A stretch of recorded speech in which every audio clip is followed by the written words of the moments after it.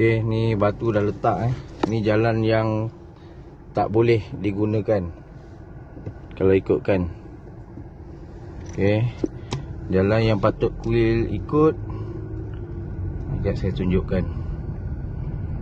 Sini pun tak boleh, ni tak dibenarkan.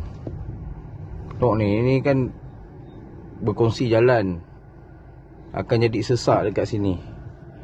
Itu pun tengok pihak kuil buat pintu juga.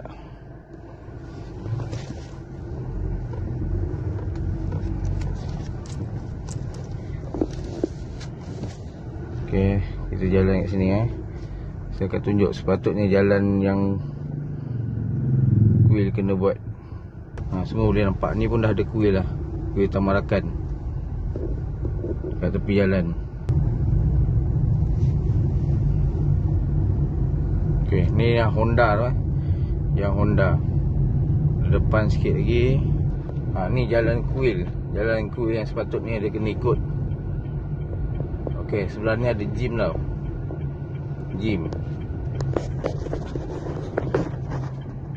Ni Budiman Business Park. Okey, Budiman Business Park. Okey. Nampak tak ni? Ni yang zinc biru ni. Sepatutnya pihak kuil kena ikut sini. Dia dah kena buat lah projek kat sini. Kenapa pula dia mesti buat 2 pintu kat situ? Ni jalan yang Exco luluskan. Boleh tengok ni semua ni jalan yang Exco luluskan. Tapi sampai sekarang lagi tak jalan kerja. Dia sibuk buat dekat sana, buat 2 pintu pula. Kan? Sepatut sini kau buat dulu.